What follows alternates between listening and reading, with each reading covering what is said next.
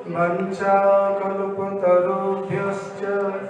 कृपा सिन्धुभ्यैव च पतितानां पावनेभ्यो वैष्णवेभ्यो नमो नमः। सर्वसदा वैष्णवे चरणे नमस्कार। समिली चरण धूलि शिरदावमा।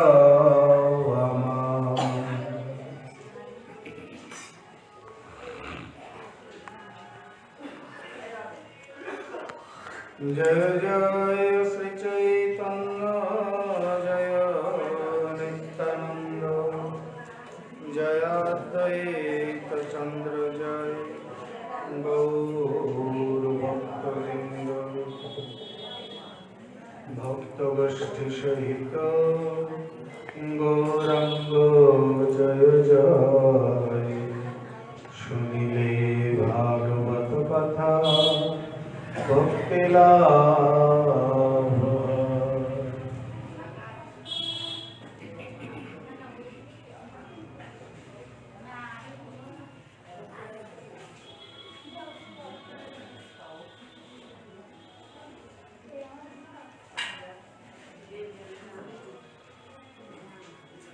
हरि सुमिरन हरि ध्यान आन कहूँ न जनावे। अलग न यही विधि रहे अंगना मरम ना पावे। निद्रा बस सो भूप बदन से नाम उच्चार्यो। रानी पति पद श्री जी बहुत बसु तापरे बार्यो।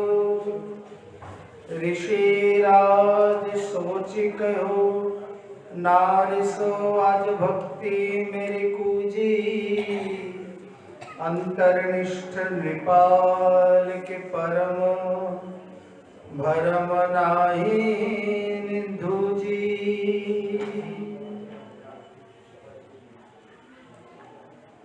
परम पूज्यपाद विश्ववरेण्य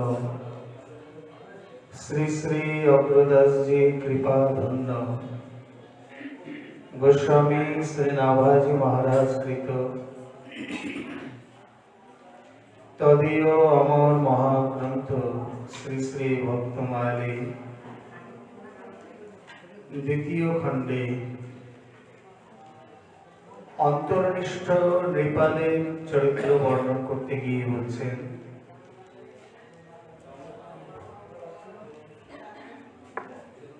निताय हरि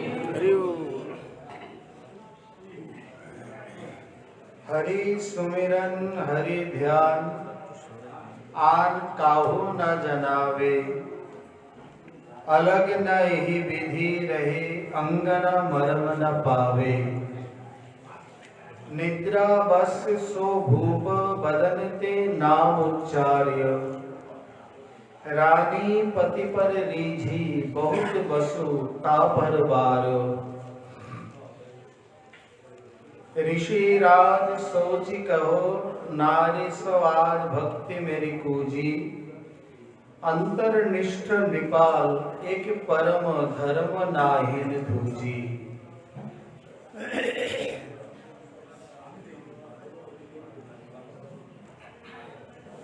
श्री हरिस्मरणे बा सेई ध्यानेते माने भगवत भक्ति विषये बा भजन विषये अन्य काउके ना जानानोई भालो। कारण सेई अंतर्निष्ठ नेपाल माने सेई अंतर्निष्ठ राजा अर्थात गोपन भजननिष्ठ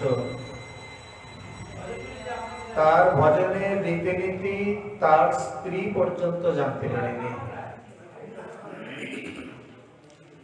अंतर ना यही भी रहे अंगना मरम न पावे। বিবাহের পর থেকে বহুকাল একত্রে অবস্থান করার পরেও যার স্ত্রী পর্যন্ত কোনোদিন বুঝতে পারেননি যে আমার প্রতি কত বড় ভক্ত। निद्रा बसे स्वभूप भजन के नाम उच्चार्यो रानी पति पर रीझी बहत बसु तापर बारो। একদিন দৈবযোগে নিদ্রাগত অবস্থায় তার শ্রীমুখ থেকে নাম উচ্চারণ হয়ে পড়ে। সেই দিন তার পত্নী তার প্রতি সন্তুষ্ট হয়ে বহু বহু দান ধ্যান করেছিলেন এবং নিজেকে কৃতকৃতার্থ বলে মনে করেছিলেন। ऋषिराज सोची कहो नारी सो आज भक्ति मेरी पूजी अंतरनिष्ठ नृपाल एक परम धर्म नाही दूजी। তিনি এই কথা জানতে পেরে হাহাকার করে উঠলেন যে আমার অন্তরে যে শ্রী নাম প্রভু গোপনে ছিলেন তিনি আজ প্রকট হয়ে উঠলেন। এইভাবে সেই গোপন ভজননিষ্ঠ যে রাজা তিনি অন্য কোনো ধর্ম আদিকে ব্যক্ত করেননি বা তার ধ্বজা উড়াননি। মানে আমি যে ভজন করি এই প্রকার কোনোদিন কাউকে তিনি বুঝতে দেননি। এই প্রসঙ্গটি খুবই প্রসিদ্ধ প্রচলিত প্রসঙ্গ। এই সম্বন্ধে শ্রী লালদাসজি যে বাংলা পায়ার ছন্দে ভক্তমাল করেছেন সেখানে বিশেষ বিশেষ কিছু চরিত্রকে নিয়েছেন। তার মধ্যে এই অন্তর্নিষ্ঠ বা নামনিষ্ঠ রাজার কথাও রয়েছে। প্রসঙ্গটি অতি সহজ, দু কথায় শেষ, কিন্তু এর মধ্যে অনেক অনেক তাৎপর্য রয়েছে। এক অন্তর্নিষ্ঠ রাজা, পরপর এখানে দুটি রাজার চরিত্রের কথা বলছেন। ইনি নিজের ভজন সাধনকে কোনোদিন বাইরে বুঝতে দেননি, খুব গোপন ভাবে তাকে রক্ষা করতেন। ভক্তিমতী রানী যখন বিবাহিত হয়ে আসলেন তিনি দেখলেন আমার প্রতি সমস্ত গুণে অলঙ্কৃত, কেবলমাত্র ভগবত ভজন তার মধ্যে নেই। ভক্তি ভাব আছে, কিন্তু এই ভক্তি ভাবকে কিভাবে প্রকট করতে হয়, বাইরে ভক্তি অঙ্গ যাজন নেই। এই কারণে তার স্ত্রী অত্যন্ত দুঃখী ছিলেন। তিনি মনে করতেন এমন এক অভক্তের সঙ্গে আমার বিবাহ হলো যে আমার জীবনটাই শেষ। বলে কয়ে কোনোদিন তাকে ভজন করাতে পারেন না, এমনকি ভুলেও তিনি একবারের জন্য মুখে নাম উচ্চারণ করেন না। অথচ অহর্নিশি তার মধ্যে নামের প্রবাহ হয়েছে। অদ্ভুত, অত্যন্ত অত্যন্ত আদর্শ দৃষ্টান্ত, আদর্শ একটি চরিত্র। যদ্যপি এই রাজার নাম ধাম শ্রী নাভাজি মহারাজ কিছুই বলেননি, কেবল অন্তর্নিষ্ঠ নৃপাল বলেই উল্লেখ করেছেন। মানে অন্তরে অন্তরে ভজননিষ্ঠ কোন এক নরপতি, জনৈক নরপতি। স্ত্রী তাকে একাধিকবার বহুবার চেষ্টা করেছেন একটু ভগবত মন্দিরে নিয়ে যেতে, ভক্ত দর্শন করাতে বা ভগবত ভজন বাইরে যাজন করাতে, নাম উচ্চারণ করাতে, কোনোদিন কোনোভাবে সমর্থন নেই। এই জন্যে তার মনের মধ্যে এক বিরাট আক্ষেপ, না জানি আমি এমন একজনের সঙ্গে বিবাহিত হলাম, আমার দুর্দৈব যে বাচ্চে তার কোন প্রকার কোনো ভজন আচরণ নেই। নিজের মধ্যে এমন ভাবে গোপন করে রেখেছেন, বাইরে থেকে বোঝার কোনো উপায় নেই। শুরুতে যতবার তিনি বলেন কোনোভাবেই তিনি করেন না। এইখানে শাস্ত্রে বহু এই প্রকার দৃষ্টান্ত আমরা দেখি।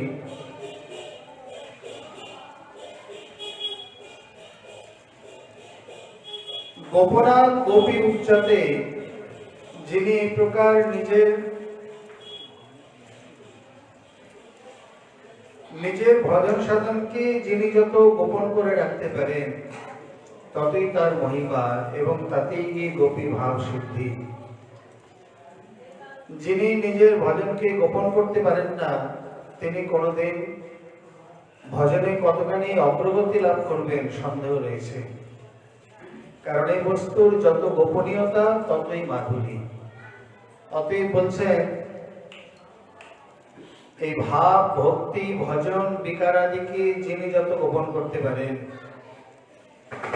এমনকি শ্রী রূপ গোস্বামীপাদ তিনি ভক্তি রসামৃত সিন্ধুতে ভাব আদি গোপনের কথাও বলে গেছেন। এই কথা আমরা শ্রী নিয়ম সেবা ব্রতে ভাব ভক্তির আলোচনায় সেই প্রসঙ্গ আলোচনা করে এসেছি। যিনি নিজের শরীরে উত্থিত বা প্রকাশিত ভাব বিকার আদিকে ব্যক্ত করতে যান সেটি হলো দিগ্ধ সাত্ত্বিক, আর যিনি তাকে গোপন করতে পারেন সেটি হলো স্নিগ্ধ সাত্ত্বিক। এখন এখানে প্রশ্ন চলে আসে যে তাহলে ভাব কি নিজের মুঠির মধ্যে, হাতের মধ্যে বা আয়ত্তের মধ্যে, যে ইচ্ছা করলেই গোপন করা যায় বা ইচ্ছা করলেই ব্যক্ত করা যায়? বলে না, ব্যক্ত তো আপনা আপনি হয়ে পড়ে, কিন্তু ইচ্ছা করলে বা একটু অভ্যাস করলে তাকে গোপন করা যায় ধীরে ধীরে। কেউ কেউ আছেন ভাব ভক্তি মানে অশ্রুপাত বা পুলকাদির সঙ্গে সঙ্গে তাকে ব্যক্ত করে ফেলে বা করার জন্য সচেষ্ট হন। কেউ আছেন সঙ্গে সঙ্গে আবরণ দিয়ে বা নিজের শরীরের মধ্যে মন বুদ্ধি দিয়ে কোনো মতে তাকে গোপন করার চেষ্টা করে। যেমন ভজনে বাড়ে ক্ষুধা, ভজন করতে করতে পাকস্থলে যেন বাড়তে থাকে, ভজনের পরিমাণ বাড়তে থাকে, অতটা না হলে শরীর দুর্বল মনে হয়, আবার পরিমাণে অভ্যাসে অল্পেতেও শরীর চলে যায়। তদ্রূপ কিছু কিছু ভজন বিষয়ক আছে যা আয়ত্তাধীন বা অভ্যাস সাধ্যায়ত্ত। ইচ্ছা করলে ভক্ত করতে পারেন, একেবারে না পারলে শ্রী রূপ গোস্বামীপাদ তার উল্লেখ করতেন না, করা যায়। এই জন্য বলছেন এই দিগ্ধ সাত্ত্বিক এবং স্নিগ্ধ সাত্ত্বিককে তাকে ভেদ করেছেন। এটি অবশ্যই বলা বাহুল্য, দিগ্ধ সাত্ত্বিক থেকে স্নিগ্ধ সাত্ত্বিক প্রশংসনীয়। তদ্রূপ যিনি নিজের ভাব ভক্তি ভজন ইত্যাদিকে প্রকট করে থাকেন, শুধু প্রকট করাটাই দোষ নয়, এটি এক প্রকার অনর্থের মধ্যে পড়ে। শ্রীপ্রভু ভক্তি সন্দর্ভে তাকে অন্তরায় বলেছেন, কৃত ভক্তি মানিত্য। ভজন করছেন কিন্তু নিজের ভজনকে গোপন করতে পারেন না, ভজন গোপন করতে জানেন না, সেই ভজনকে ব্যক্ত করে দেন বা কথায় কথায় প্রকাশ করে দেন। এর কাছে অন্যের কাছে বা সামান্যতম কোনো স্বপ্ন দর্শন, কোনো অনুভূতি বা নিজের নিয়ম সংখ্যা নিষ্ঠা ইত্যাদি ব্যক্ত করে ফেলেন। এবং বহু ক্ষেত্রেই দেখা যায় যে ব্যক্ত করার পর পূর্বের সেই নিয়ম নিষ্ঠার থাকে না, কিছুটা হলেও ব্যত্যয় প্রত্যয় বা শিথিলতা বা বিঘাতক হয়ে পড়ে। এই জন্য প্রায় করে ভজনশীল মহাত্মাগণ ভজনকে প্রকট করতে চান না বা করার কোনো প্রয়োজন নেই। কারণ শ্রী প্রিয়াদাসজি খুব সুন্দর লিখছেন, যে জানার তিনি তো অন্তরে বসে জানছেনই, তার প্রকট করার প্রয়োজনটা কি? প্রকট করার প্রয়োজন হচ্ছে বাইরের জনকে জানাবার জন্য, তার তো কোনো প্রয়োজন নেই। এই জন্য এখানে প্রথম পয়েন্টে বলছেন हरि सुमिरन दूसरों को न জানাবে। শ্রীহরির এই স্মরণ মনন ইত্যাদি দ্বিতীয় জনকে জানাবার কোনো প্রয়োজন নেই। এমনকি শ্রী গুরুদেব কি ভজন করে তার শিষ্য বুঝতে পারবে না বা জানাবে না। শিষ্যের ক্ষেত্রে কোনো বিশেষ অনুভূতি তিনি শ্রী গুরুদেবকে ব্যক্ত করতে পারেন তুলনাত্মকভাবে, মানে সঠিক পথে চলছেন কিনা। এখানে গোবিন্দকুণ্ডের সিদ্ধ বাবার একটি সুন্দর চিঠি রয়েছে, উপদেশ রয়েছে যে ইনি এতদূর এগিয়ে বলেছেন যে যে বাসি শোনা বা এই প্রকার কোন রূপাদি দর্শনে পাওয়া বা দেখা ইত্যাদি একেও তিনি অনুভূতির মধ্যে গণ্য করতে চান না। বলে কেন? বলে এগুলো মনের বিকারও অনেক সময় হয়ে থাকে। যেমন কোনো কিছু চিন্তা করতে করতে আমরা সেই বস্তুর স্বপ্নে দর্শন পাই। যেমন কেউ যদি খুব দুশ্চিন্তা করে তো স্বপ্নে দেখা যায় যে সেই দুশ্চিন্তাটা আসছে, দুর্ঘটনাটা ঘটেই যাচ্ছে। এটা অতিরিক্ত চিন্তনের ফল। বা কেউ কোনো ব্যক্তিকে চিন্তা করলে সেই ব্যক্তি স্বপ্নে দৃষ্ট হয়। তেমনি ভগবানকে চিন্তা করছেন, ভগবান স্বপ্নে এসছেন, বলে ভালো তো। অনেক তো অসৎ বস্তু চিন্তা না করে সদ্বস্তুকে চিন্তা করছে, আর সদ্বস্তু এখানে স্বপ্নে আসছে, এটি ভালো নয়? বলে ভালো, কিন্তু অনুভূতির স্তর নয়। সিদ্ধবা বলতে চাইছে এই যে বাঁশি আদি শোনা, এটি কি উপলব্ধি বলা যাবে না। অনুভূতি উপলব্ধি আরো এগিয়ে, আরো বিশুদ্ধ চিত্তের লক্ষণ। ওটি আপনা আপনি যখন স্ফূর্তিপ্রাপ্ত হবে তখন সেটিকে উপলব্ধি স্তরে বলতে চাইছে। চিন্তন আর স্ফুরণ দুটির মধ্যে কিছু পার্থক্য রয়েছে। এই কারণে সিদ্ধ বাবার বাণী অনুযায়ী বা তার সূক্ষ্ম বিচার শৈলী অনুযায়ী এই সমস্ত কিছু দেখা, বলা বা প্রকট করা ইত্যাদি কখনোই উপলব্ধির স্তরে পড়বে না। কখনো কখনো তিনি শ্রী গুরুদেবের কাছে তুলনামূলক একটু বিচার করে নেবেন বা ঠিক পথে চলছেন কিনা সেটি বিচার করে নেবেন। বাদ বাকি সকল ভজন সাধন কেবল গোপনেই, বিশেষ করে অন্যের থেকে তো বটেই।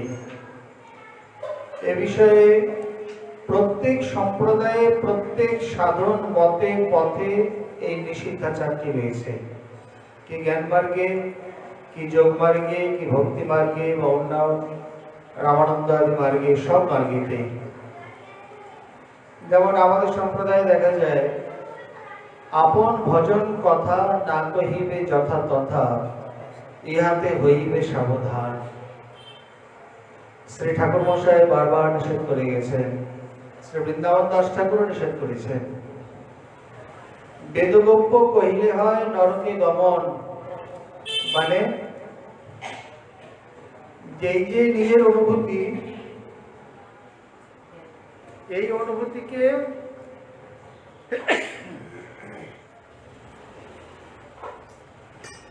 অনুভূতিকে ব্যক্ত করে দিলে এখানে নরকে গমন বলতে তার মানে তার অধঃপাত হয়ে থাকে।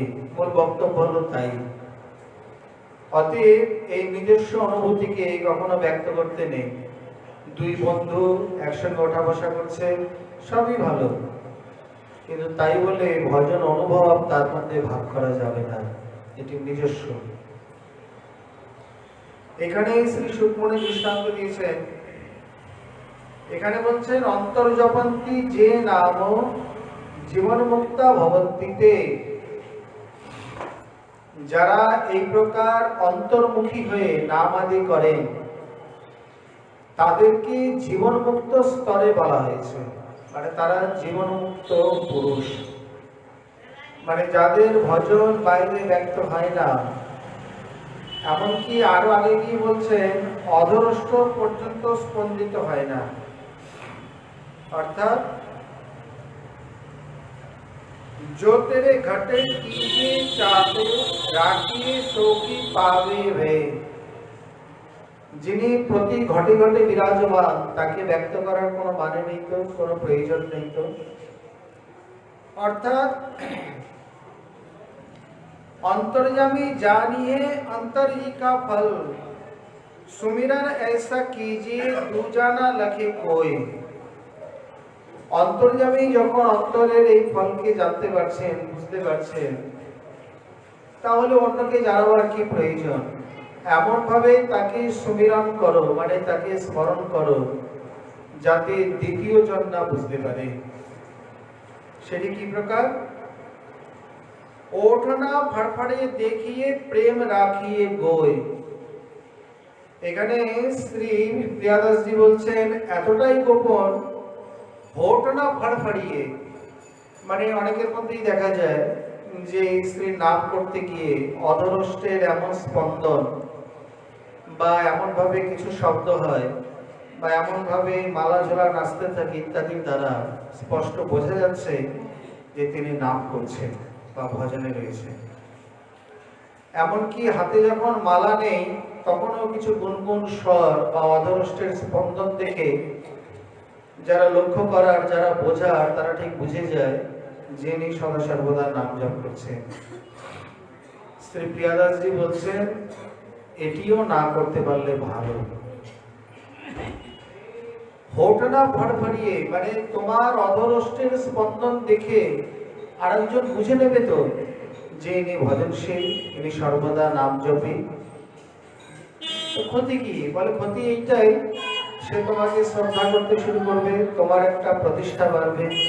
ধীরে ধীরে এই প্রতিষ্ঠা যদি মনকে ছুঁয়ে যায় তাহলে মারাত্মক ক্ষতি। অতএব এই কারণে বলছেন, বিশেষ করে জপ আদির ক্ষেত্রেও এই সকল নিষিদ্ধগুলো রয়েছে। এই মালা ঝোলা নাচিয়ে নাচিয়ে বা অঙ্গ দুলিয়ে বা মস্তক আদি হেলন করে এই সমস্ত ভাবে জপ নিষিদ্ধ। জপের মধ্যে যদি বাচিক উপাংশই শ্রেষ্ঠ হতো তাহলে মানুষ জপকে বলতেন না।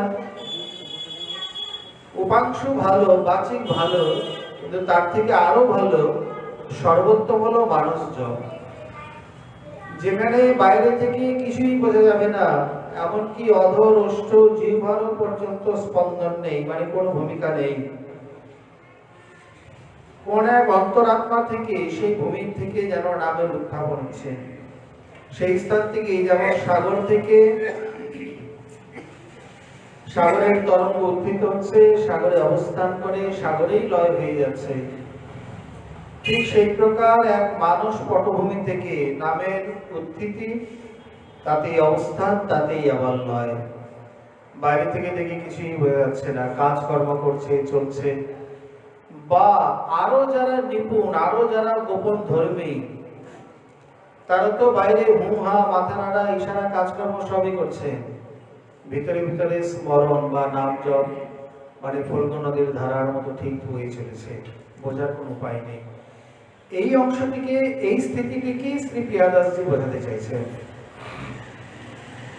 এই জন্য বলছেন অন্তর্নিষ্ঠ নৃপাল, তিনি এত গোপনীয়তা সহকারে ভজন করতেন যে তার স্ত্রী পর্যন্ত কোনোদিন তাকে বুঝে উঠতে পারেননি। এখানে শ্রী সুকমণি দৃষ্টান্ত দিয়েছেন। তিনি বলছেন যে গোপনীয়ম গোপনীয়ম গোপনীয়ম চ যত সর্বদা, এই ভগবত ধর্ম বা ভজন সদা সর্বদা গোপনীয়তা রাখবে, কোনো সময় ব্যক্ত করবে না। একটু গোপাল সহস্রনাম, এমন নয় যে খুব বেশি রহ ভজন বা অন্য কোনো লীলা আদি, তা নয়। শ্রী গোপাল সহস্রনাম বলে তারপরেই শ্রীমান মহাদেব বলছেন গোপনীয়ম গোপনীয়ম গোপনীয়ম প্রযত্নত। হে দেবী, তোমার নিকট এই যে সহস্রনাম আমি ব্যক্ত করলাম, এই সহস্রনাম তুমি কারোর নিকট ব্যক্ত করো না, তুমি সদা সর্বদা গোপন রেখো। শুধু একবার নয়, তাকে 3 বার, মানে 3 সপ্তাহ করে যেন বলে দিলেন। গোপন রাখবে, গোপন রাখবে, গোপন রাখবে, কারোর নিকটেই ব্যক্ত করবে না। যেখানে শ্রী সুকমণি পর্যন্ত তার সেই প্রিয় নামকে বা তার সেই অন্তর্নিষ্ঠ নামকে ভাগবতে প্রকট করেননি। শ্রী প্রিয়াদাসজি সেই অংশকে নিয়ে পুষ্টি করছেন। এখানে সকলের নাম উচ্চারণ করলেন, শ্রী সুকমণি কি রাধারানীর নাম উচ্চারণ করতে পারতেন না? বলে হ্যাঁ, খুব পারতেন, কিন্তু তিনি নাম উচ্চারণ করলেন না। কেবলমাত্র সর্বনামের দ্বারা, কখনো একা, কখনো কাপি, কখনো অনয়া ইত্যাদির দ্বারাই তাকে বোঝালেন। সর্বশেষে যদিও একটু প্রকাশ করলেন খুব সামান্য ভাবে, সেই অনয়ার আদিত নৌনং ভগবান হরিশ্বর জন্ম বিহায় গোবিন্দ প্রীত জামনয় গ্রহ। এই অংশেই আবার শ্রীপাদ সনাতন প্রভু তাকে প্রকট করে দেখালেন। এই অনয়া রাধিত, এখানে তিনি কি বোঝাতে চাইছেন? যে বিষয়ে যার ভজনীয়, সেই ভজনীয় তত্ত্বকে তিনি ততখানি গোপনে রাখেন বা রাখবেন। আর জ্ঞানাচারে ধ্বজা, তিনি এই প্রকার তার সেই জ্ঞানের ধ্বজা কোনোদিন উড়ায়নি। উড়ায়নি মানে তিনি কোনোদিন কাউকে ব্যক্ত করেননি, প্রকট করেননি। আমরা যেমন আমাদের সামান্য ভজনের ধ্বজা উড়িয়ে বেড়াই, এখানে এই অংশে শ্রী নাভাজির ব্যক্ত এই অংশে শ্রী প্রিয়াদাসজি বলতে চাইছেন যে গোপনীয় ভক্তিরস থেকে, মানে বাইরে এই কোরা জ্ঞান চর্চার থেকে গোপনীয় সামান্যতম বিন্দুমাত্র ভক্তিরস সর্বশ্রেষ্ঠ। তার মানে কি? বাইরে কোনো অন্তরে কোনো প্রকার কোনো ভজন নেই, না ভক্তিরসের ধারা প্রবাহ রয়েছে, অথচ বাইরে কেবল মুখে জ্ঞানের কথা, উপদেশের কথা। এই প্রকার এই জ্ঞান চর্চায় বিন্দুমাত্র কোনো প্রকার কোনো লাভ হয় না, বরঞ্চ তাতে গিয়ে ক্ষতি হয়। অর্থাৎ এক কথায় মৌখিক উপদেশ, সেই উপদেশও কোনো প্রয়োজন নেই।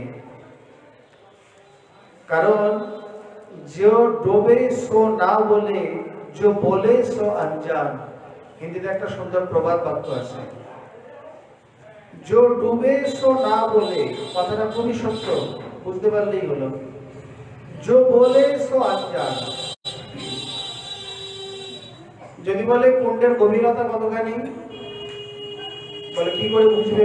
আমরা তো উপরে আছি, উপর থেকে কি আর বোঝা যাবে কুণ্ডের গভীরতা কতখানি? এখন কুণ্ড কতখানি গভীর বুঝতে হলে কুণ্ডেতে প্রবেশ করতে হবে। এখন কুণ্ডেতে প্রবেশ করে তবে বলতে পারবে তিনি যে কুণ্ডটা কতখানি গভীর। তারপরে তাহলে কাজ করো, কুণ্ডে প্রবেশ করো, প্রবেশ করে দেখো, আমাকে বলো যে কুণ্ড কতখানি গভীর। এখন কুণ্ড কতখানি গভীর যিনি মাপতে গেলেন, তিনি গিয়ে আর কিছু বললেন না, ওইখানেই রয়ে গেলেন। বলে তার মানে, আরে জো ডোবে সো না বলে, পরমহংসদেবের সুন্দর দৃষ্টান্ত আছে। বলে একটা নুনের পুতুল সাগরকে মাপতে গিয়েছিল, তো মাপতে গিয়ে সেইখানেই হারিয়ে যায়। তার মানে যেমনই জলে মাপতে গেছে নুনে গলে গেছে। মানে কি, যখন তার মধ্যে লীন হয়ে যায়, সেই তন্ময়তা চলে আসে, তখন খবর দেবে কে, বলবে কে? এখানে ডুবে মানে যদি এটা লৌকিক দৃষ্টান্তে ধরা হয়, যিনি জলে ডুবে গেছে তিনি কি আর এখানে বলতে আসবে যে জলের পরিমাপ কত, গভীরতা কত? তিনি তো বলতে পারবেন না, তিনি তো ডুবে আছেন। তেমনি যিনি ভক্তি রসে অনুভূতির সাগরে ডুবে গেছেন, তিনি কি করে বলবেন? তিনি তো বলতে পারেন না, তার তো বলার অবকাশ থাকে না, সুযোগ থাকে না। আর যে বলে সো অনজান, তাহলে যিনি বলেন তিনি জানেন না, তিনি না জেনে বলছেন, মানে আন্দাজে, অনুমানে বলছেন। তাহলে বক্তব্য কি? বক্তব্য হলো যিনি ডুবে গেছেন তার দ্বারা বলা সম্ভব নয়।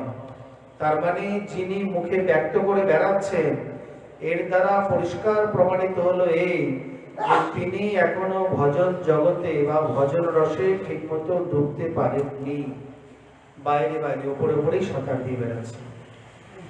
যে ভাসে সেই তো সাঁতার দেয়, যে ডুবে যায় সে সাঁতার দিতে পারে?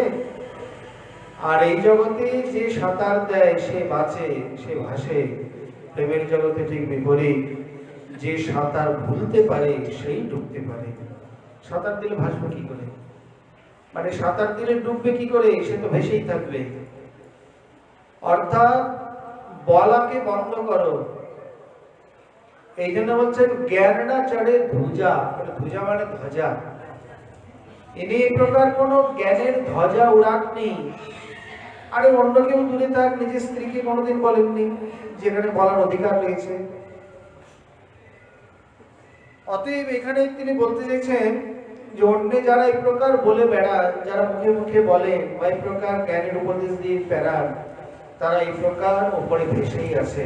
আদৌ ভেসে আছেন কিনা তাও সন্দেহ। এক জ্ঞানী দৃষ্টান্ত দিয়েছেন, কোন এক এলাকায় কোন ভক্ত সঙ্গের প্রভাবে ধীরে ধীরে সেইখানকার ভক্তবৃন্দ মানে জনগণ ভক্তিপথে আসছে। তিনি বৃন্দাবন আদি থেকে বা কোনো ধাম থেকে কোনো মহাত্মার থেকে সংস্কার করেছেন। ভক্তির মহিমা বুঝে তিনি নিজে ভজন জীবনযাপন করছেন এবং নিজে যখন অন্তর্নিষ্ঠ হয়ে, এখানে এই চরিত্রের অন্যতম শব্দ হলো অন্তর্নিষ্ঠ। এই বিশেষণটি বিপালের বিশেষণ দিয়েছেন। যিনি প্রকৃতপক্ষে অন্তরে নিষ্ঠাবান, তিনি আরেকজনকে নিষ্ঠাবান করতে পারেন, এ বিষয়ে অনুমাত্র সন্দেহ নেই। যে স্বয়ং নিষ্ঠাবান নয়, তার উপদেশ কেবল মৌখিক, তিনি অন্যদের নিষ্ঠাবান করতে পারেন না, সম্ভবই নয়। তার আন্তরিক নিষ্ঠার ফলে বলে ধীরে ধীরে গ্রামের 2-4 জন করে এইভাবে ভক্ত হতে শুরু করেছেন। প্রায় গ্রামের অর্ধেক ভক্তিপথে চলে এসছে। প্রতিদিন নিয়ম করে এক একজনের বাড়িতে পাঠ কীর্তন ইত্যাদি হয়, সপ্তাহে সপ্তাহে হরিসভা হয়। তিনি ধীরে ধীরে এগিয়ে চলেছেন। কোন এক সময় কেউ বললেন, বাবা তাহলে আমাদের এখানে রথযাত্রা হোক, কেউ বলছে জন্মাষ্টমী যাত্রাও ভালো করে হোক। এইভাবে গ্রামে বেশ ভক্তির প্রচার শুরু হয়েছে।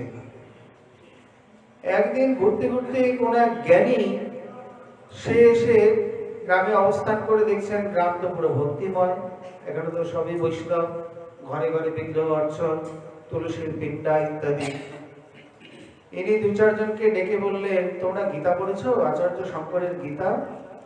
বলে কেন? তোমরা পড়োনি, এই জন্যই তোমাদের এই অবস্থা।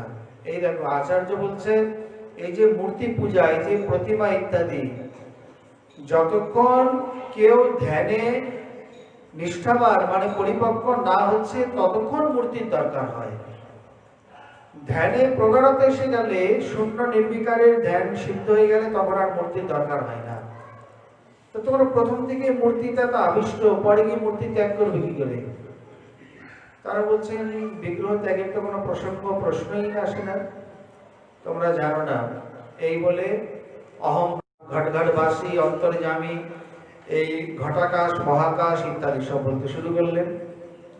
আরে ঘটেই গঙ্গা, ঘটেই যমুনা, ঘটেই গয়া, ঘটেই মথুরা, কোথায় তোমরা করছো? এই ঘটি ভেঙে গেলে মহাকাশে মিশে যাবে, ঘটের আকাশই মহাকাশ, মহাকাশেরই আবদ্ধ ঘটাকাশ। এই সব নানান কিছু বোঝাতে লাগলেন। 2-4 জনের মধ্যে প্রভাবও পড়ল। যারা একটু প্রাথমিক স্তরে বা যাদের মধ্যে দৃঢ় প্রত্যয় নেই, তারা অনেকটা এই জলের মতো, যে পাত্রে রাখা যায় সেই পাত্রের আকারে ধারণ করে, যে যেমন বলে তার কথাই শুনে চলে। এখন ওই বৈষ্ণব তিনি দেখলেন, আমি এত পরিশ্রম করে এমন সুন্দর একটা ভক্তির ভিত্তি তৈরি করা হয়েছে এখানে, আর এই তো সে নষ্ট করে দেবে। তাকে ডেকে বললেন, দেখুন এই গ্রামে প্রায় অর্ধেকই ভক্তিমান সকলে, ধীরে ধীরে আমরা একটা উন্নতির পথে গিয়ে চলেছি, পারমার্থিক পথে। আপনি এখানে বিঘাত করবেন, অন্য গ্রামে গিয়ে প্রচার করুন। আর জোর করে যেন বলছে, বলে এখানেই প্রচার করা দরকার, আপনি অজ্ঞানতা শিক্ষা দিচ্ছেন। এই মূর্তি পূজা ইত্যাদি আপনি জানেন না? নতস্য প্রতিমা অস্তি যস্য নাম মহাযশা, অথর্ববেদ পড়েননি? এইসব তর্ক লাগিয়ে দিলেন। তিনি প্রথমে ভালোভাবে দৈন্যভাবে বুঝালেন, ওর মধ্যে বুঝলেন না। শেষে গিয়ে বলছেন, ভাবলেন যে একটা অন্য উপায় করতে হবে। ওই যে ঘি যদি সোজা আঙুলে না ওঠে তা আঙুল বাঁকা করতে হয়। আর কথায় বলে যে জন কৃষ্ণ ভজে সে বড় চতুর। এখানে শাস্ত্র যুক্তি হবে না, চাতুরায়ের দ্বারা কার্যসিদ্ধি করতে হবে। ওনাকে ওনার মতো ছেড়ে দিয়ে কিছু বললেন না। ইনি দু একদিন বাদে তার কাছে গিয়ে বললেন, সত্যি আমি দুদিন ধরে বিচার করে দেখলাম যে আপনি যা বললেন সেটাই ঠিক। আমি এতদিন পর্যন্ত যে ভজন সাধন করছিলাম তাতে বিশেষ অনুভূতি নেই। আপনার এই ধ্যান ধারণাই আমি শিক্ষা করব। তা কৃপা করে আপনি আমার গৃহে পদার্পণ করুন, একটু আমার এখানে আজকে মধ্যাহ্নে ভোজন করবেন, করে তারপর আমরা একসঙ্গে বসে আলোচনা করব। যেমন এই কথা বলেছেন উনি বেশ গলে গেছেন, বাই তো ধীরে ধীরে আমার রঙে রাখাচ্ছে। বা এইভাবে তিনি বুঝতে পারলেন যে আমি যদি এখানে আর কয়েকদিন থাকি তাহলে পুরো গ্রামটাই আমার শিষ্য হয়ে যাবে। এখন ভক্ত মানে তিনি এর থেকে তো আর কাটি উপরে এমন কিছু চটপটি সবজি বানিয়েছে, মানে ঝাল নুন দিয়ে, যাকে বলে ব্রজবাসীদের মতো খুব চটপটি দিয়ে তাকে ভোজনে বসিয়ে বলছে, আপনি এক কাজ করুন, এখানে ভোজন করুন, আমি নিচ থেকেই আসছি। ভোজনে বসিয়ে দিয়ে বাইরে থেকে দরজার শিকলটা তুলে দিয়ে আর নিচে চলে এসছে। ভোজনে বসিয়েছেন দোতলায় ওপরে। আর ওইখানে ভোজন করতে করতে, যদিও এরকম করা উচিত নয়, কিন্তু শিক্ষা দিতে গেলে এখন অনেক কিছুই করতে হয়। এইবার ভোজনে বসে সবজি তো দারুণ হয়েছে, চটপটি সবজি, কিন্তু এত ঝাল, সেখানে দেখছেন চারিদিকে সব আছে, জল নেই, এক বিন্দু জল নেই। সবকিছুই আছে, জল নেই। এদিকে দরজা বাইরে থেকে বন্ধ। ওপর থেকে চিৎকার করছেন, কোথায় গেলেন আপনি? আরে ভোজনে বসেছেন, জল দেননি, বিনা জলে কেউ কাউকে খেতে দেয়? মুখ জ্বলে গেল, তাড়াতাড়ি জল দিয়ে যান। খুব চিৎকার করছেন। আর এই বৈষ্ণব তখন নিচে থেকে বলছেন, আমি আপনাকে জল দেবো কি, আপনার তো ঘটেই গঙ্গা ঘটেই যমুনা, তো ওখান থেকে খেয়ে নিন। ওনার বাণী ওনাকে ফিরিয়ে দিলেন। ভোজনে বসিয়েছেন, এদিকে চটপটি সবজি, মানে মুখ জ্বলে যাচ্ছে, আর ওইকে আগে বলে বেরিয়েছে ঘটেই গঙ্গা ঘটেই গয়া ঘটেই যমুনা। তো বুদ্ধি করে বাইরে থেকে চিকল দিয়ে গিয়ে বলছে, আপনাকে তো আলাদা জল দেওয়ার কোনো প্রয়োজন নেই, আপনি তো স্বয়ং ব্রহ্মস্বরূপ, আর আপনার ঘটেই গঙ্গা ঘটেই যমুনা, তো ওখান থেকে পান করে দিন। শুধু মুখের কথায় চলে? মুখের কথায় মুখের জলে চিরা ভেজে না, চিরা ভেজে তো আলাদা একটু জল দিতে হয়। যখন একবারে প্রাণ যায় যায়, চোখ মুখ লাল হয়ে গেছে, তখন বাইরে থেকে জল নিয়ে আসলেন, বলে এই নিন পান করুন। তখন বলছে, আপনি তো দারুণ লোক। বলে কেন? আরে এই প্রকার মুখের কথা আপনি ভোজনের পাত্রে নিয়ে চলে এসছেন, ওরকম পাঠে কীর্তনে বলতে হয়, আর এগুলো সামনাসামনি নিয়ে আসলে হয়? বলে তো এরকম বলে বেড়াবার লাভটাই বা কি? বলে না হলে শিষ্য মহল চলবে, প্রচার চলবে?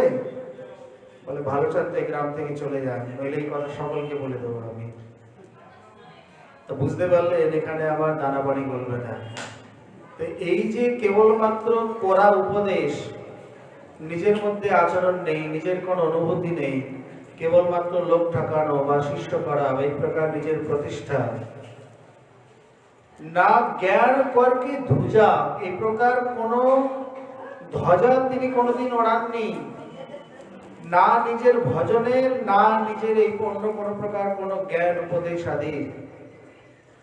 একদিন এইভাবে মানে দীর্ঘদিন থাকতে থাকতে হয়েছে কি, হঠাৎ করে হয়তো কোনো কিছু স্বপ্নে বা চিন্তন করতে করতে বিরহ দশার মধ্যে পড়ে হা রাত হা বিহারী এইভাবে মুখ থেকে নাম বেরিয়ে গেছে।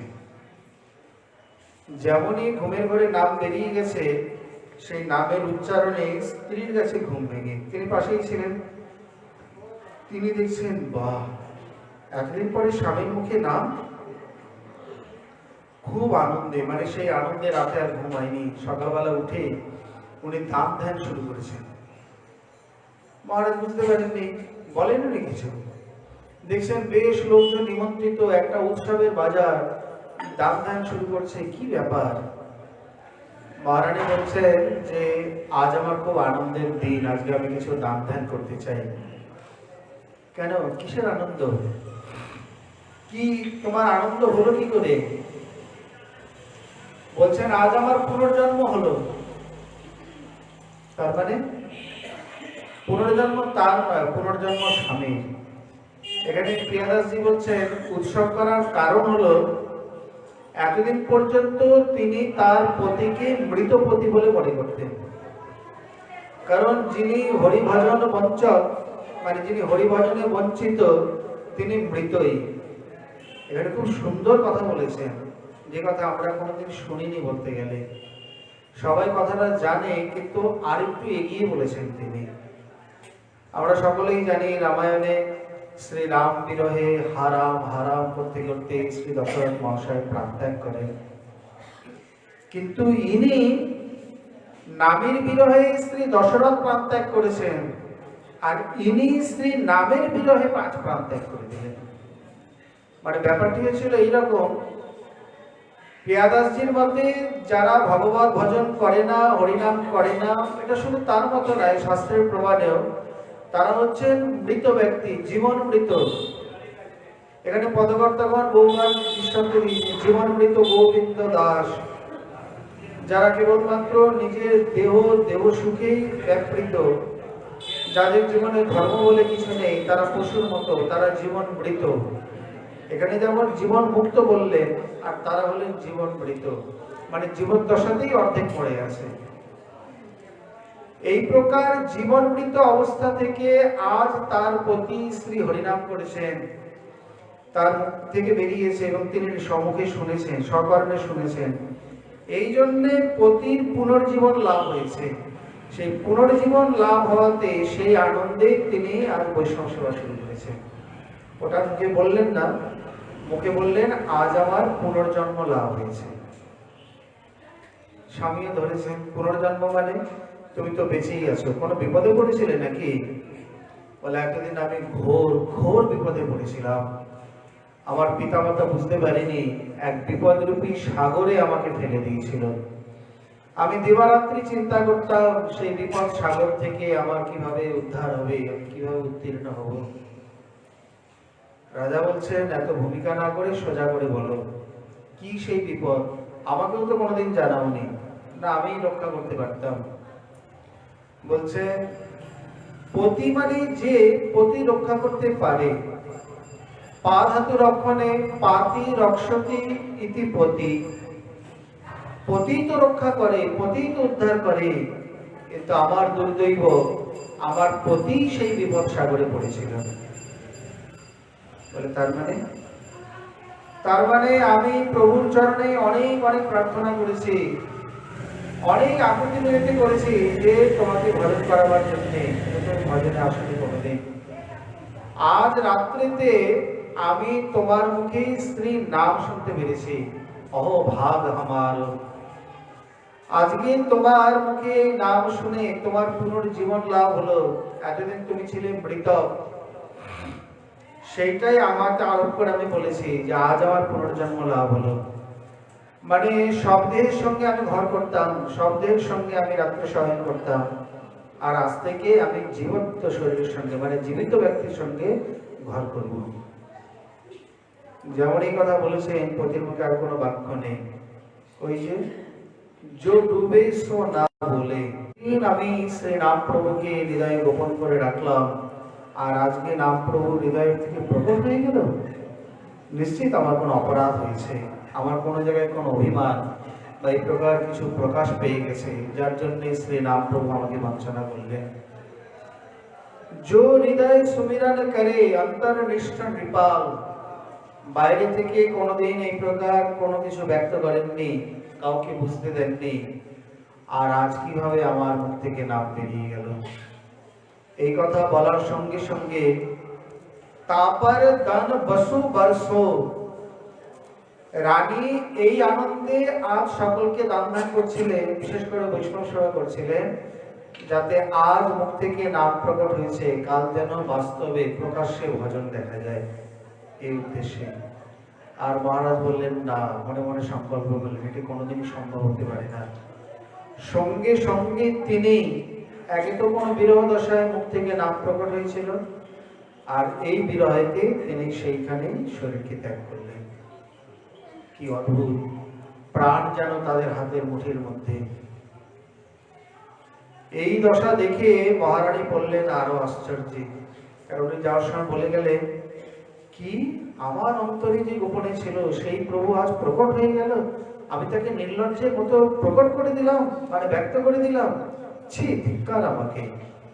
এই বলেই তিনি প্রাণ ত্যাগ করলেন। এখানেই বলছেন শ্রী দশরথ মহারাজ শ্রী রাম মানে নামের বিরহে তিনি প্রাণ ত্যাগ করেছিলেন, আর এমন এই নামনিষ্ঠ রাজা তিনি নামের বিরহে প্রাণ ত্যাগ করলেন। ও এমন দৃষ্টান্ত কোথায় দেখা যায়? এই জন্য এই উপসংহারে লিখছেন, বাস্তবিক ভক্তমাল এই জন্যই শ্রবণ কীর্তন করা উচিত, এই সকল দৃষ্টান্ত জানার জন্যে, বোঝার জন্যে, দৃঢ় প্রত্যয় চিত্তে আনার জন্যে, যে এইরকমও ভক্ত জগতে হয়। এখানে কিসের সম্প্রদায়, কিসের এত ভেদ বিচার?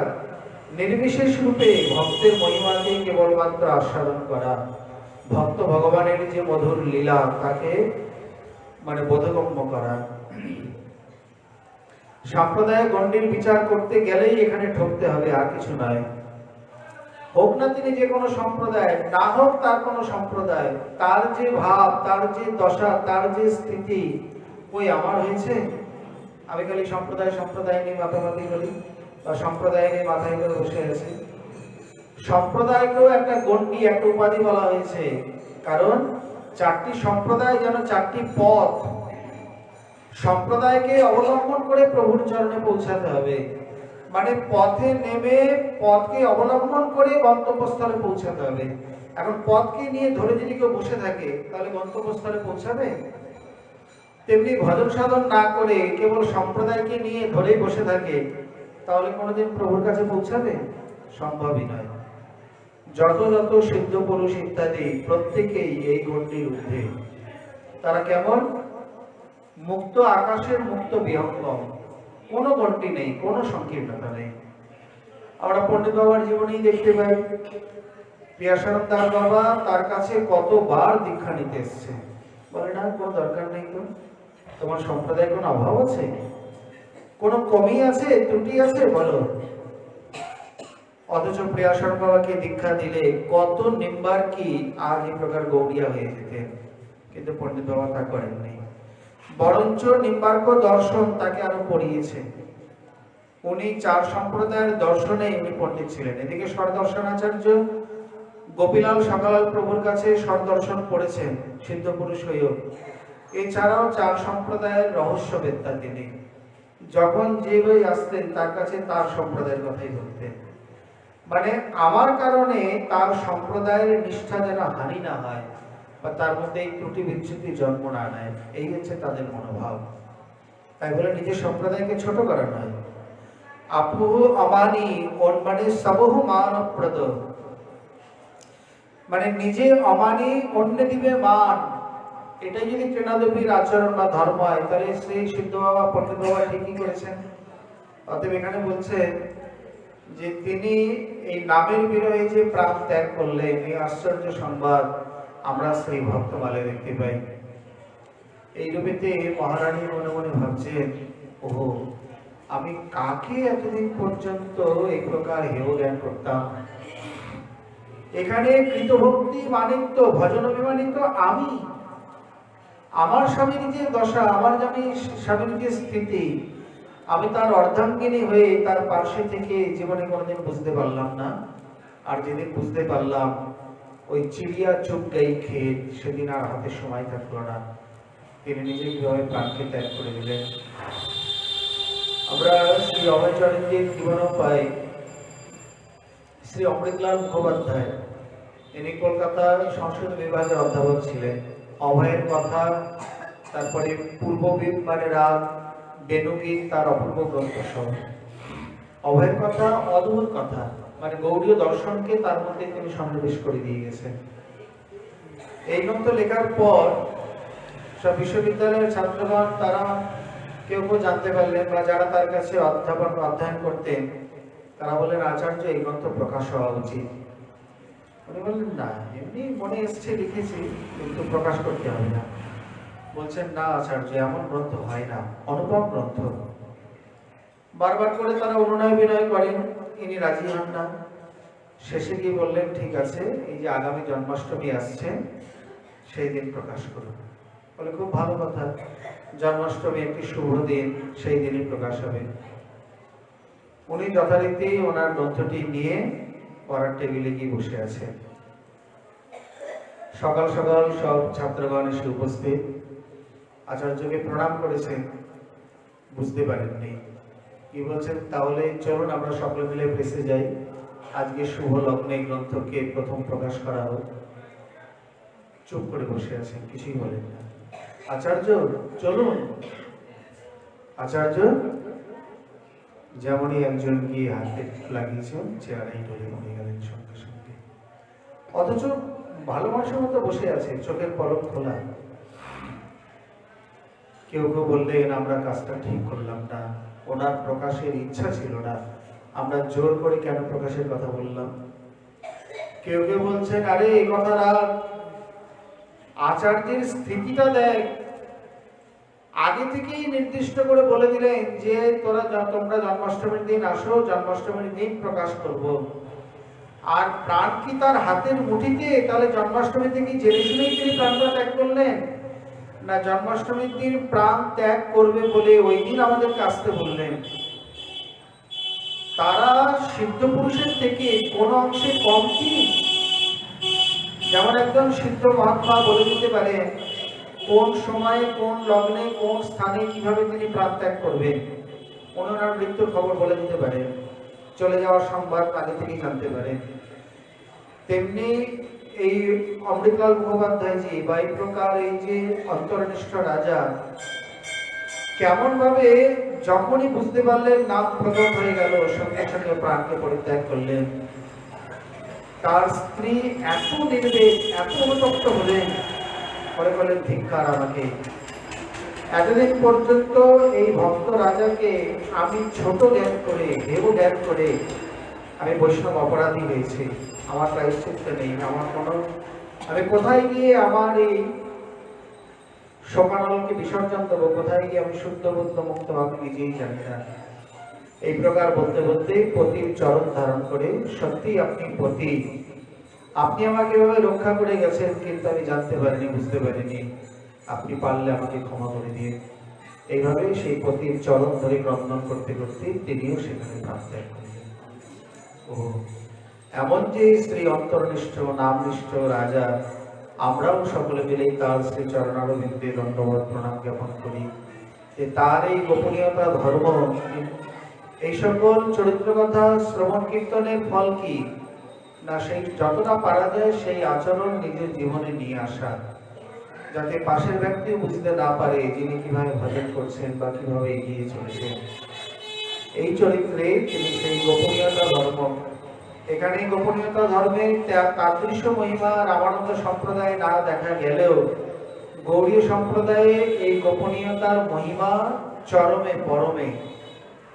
কি বিশাল প্রেম সিন্ধুকে গোপীগণ নিজের বুকে হৃদয়ে এই প্রকার লুকিয়ে রেখেছিলেন, উদ্ধবকে ব্রজে না পাঠালে কোনোদিনই হয়তো ব্যক্ত হতো না। এবং এই কারণেই মনে হয় শ্রী মথুরানাথ নিজে যাব বলেও তিনি না গিয়ে তিনি উদ্ধবকে পাঠালেন। সেই গোপীরূপী বিরহ সাগরে উদ্ধব রূপী দণ্ডকে দিয়ে মন্থন করে উদ্ধব সন্দেশ রূপী যে অমৃত আমাদেরকে দিয়ে গেলেন তা অতুলনীয়। অতএব এই গোপনীয়তার শিখরে যে গোপীগণ যে আনুগত্যে শ্রীমান মহাপ্রভু আমাদের এই ভজন দিয়ে গেছেন, প্রথম থেকেই যদি এই গোপনীয়তা অভ্যাস করা যায় তাহলে সেটি হবে ভজনের অত্যন্ত অত্যন্ত সহায়ক, আর তা না হলে সেটি হবে ভজনের চরম বিঘাতক। আমরা এই অন্তনিষ্ঠ রাজার চরিত্র দিয়ে সেই অংশকেই আবার দ্বিতীয়বার যেন বুঝতে চাই বা বোঝা যায়। এরপরের চরিত্রে যেভাবে কীর্তন করছেন শ্রীমান মহাপ্রভুর কৃপা হলে আবার আমরা আগামীকাল সেই বিশ্বাস আশা রাখি। আজকে আমাদের সৃষ্টি ভক্তমাল কথা এখানে নিতাই গৌর হরি।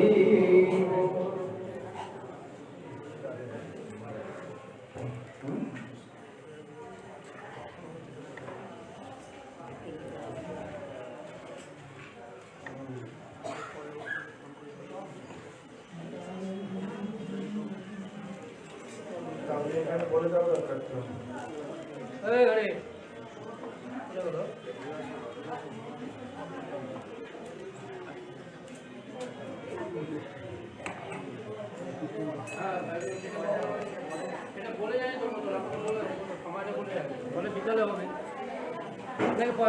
তাহলে এখানে 4টে থেকে আমরা আগামী দিন শ্রী শ্রী বীরচন্দ্র প্রভুর তিথি, এই জন্যে দেশঘেরাতেও আবার অনুষ্ঠান হবেও। এই জন্য আগামীকাল আমাদের এই অনুষ্ঠান মানে মহাপ্রভুর নিত্যপাঠ বৈকাল 4 ঘটিকা থেকে শুরু হবে। জয় গুরু।